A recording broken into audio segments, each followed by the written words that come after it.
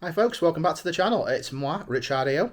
Cara is somewhere over here. I'll just spin you around 2 seconds. There she is. Say hello, Cara.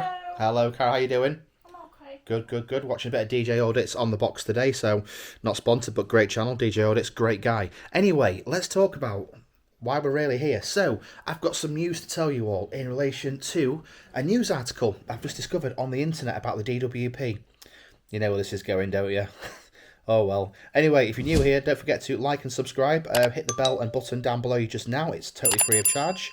And on that note, let's just run the intro and then we'll go through it, guys.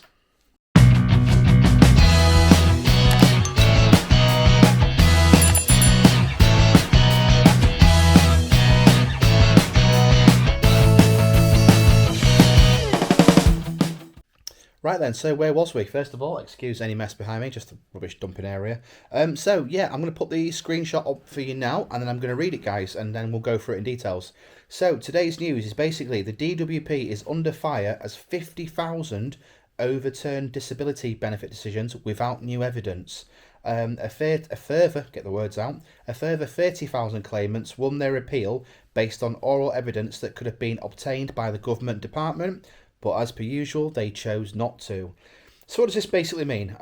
So read a bit more in detail. The government has been accused of forcing disabled people into courts for no reason after it emerged that tens of thousands had benefit decisions overturned without any new evidence required.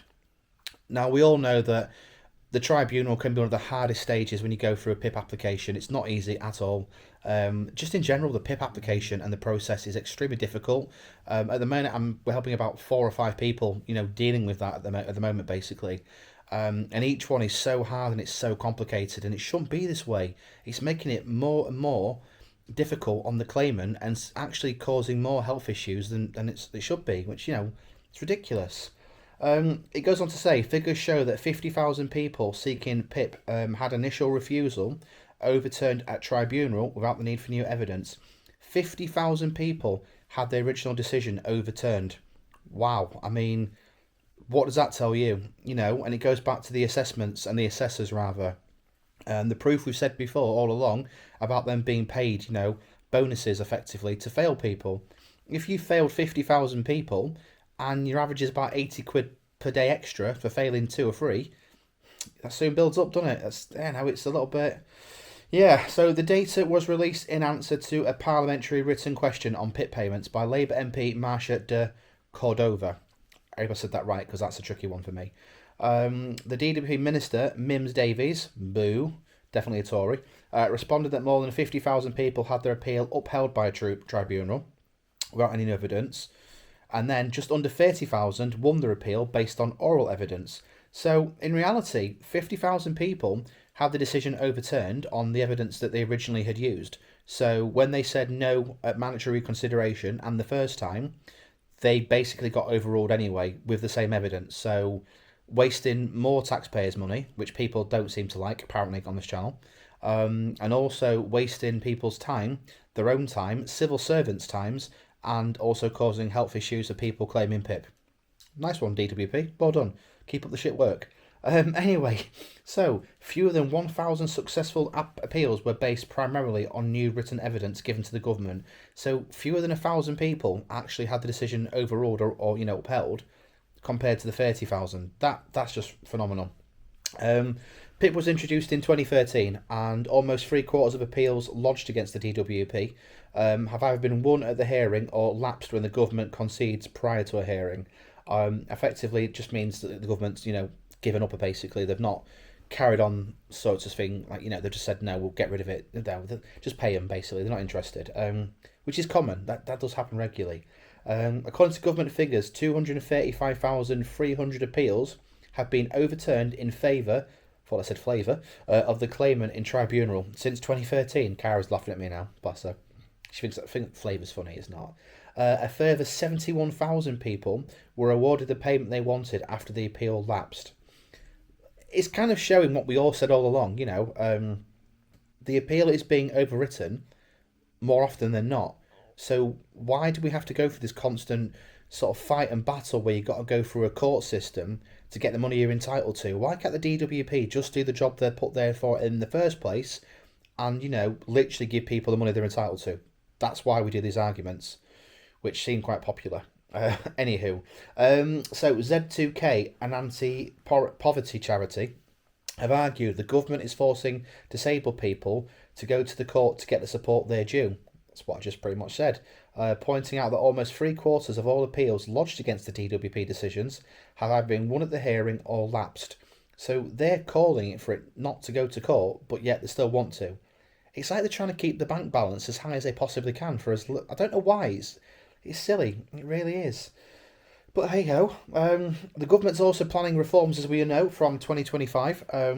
The benefit system would increase reliance on PIP assessments to allow people to get all benefit payments. So LCWRA, that sort of thing. Basically, what it's saying is there you'd have to have PIP, but by doing that, you've then got to apply for it, meaning that there's going to be more pressure put on the system that's already sort of backlogged as it is, which is never good. It's raised concerns to proposals to it. And like I just said there, universal credit again.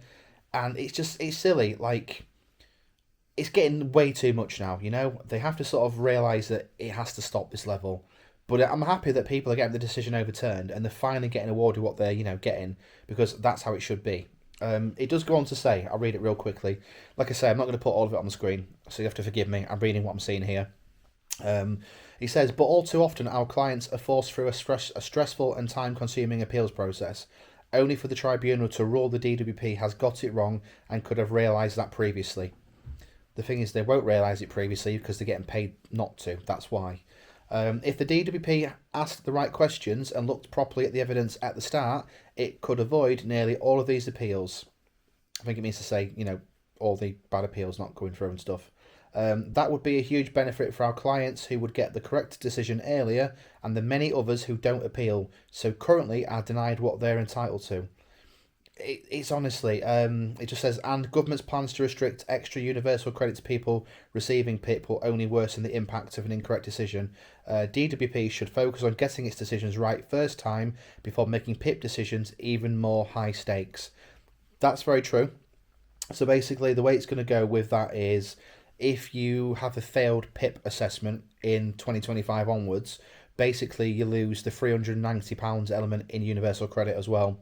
So if you're a couple and you get the combined income, which I think at the minute is about 1,500 give or take, with carers and LCWRA, that basically what it's saying is would be removed alongside your PIP. That's like nearly £700 down the drain. And that's for disabled people who potentially can't work or can't work due to mental health problems, or have mental breakdowns and blackouts, that sort of thing. A lot of people do sit on this channel and say, oh, you can go to work. People should work that are disabled.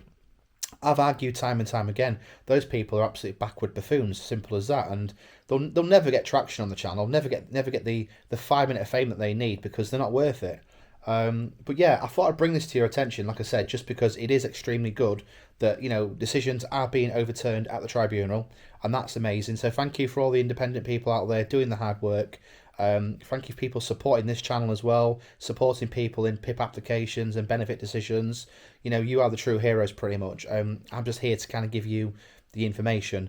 But thanks for obviously sticking with us and staying on board. Right guys, that's me done for today. It was a quick video, that's all I wanted to say really. And I'm going to go because Kara's staring at me. I think she wants something from the fridge, I don't know. Anywho, don't forget, like and subscribe if you are new here, and sorry if the quality is not as good. I've just realised it looks extremely dark on this picture, but hey ho. See you next one guys, bye for now.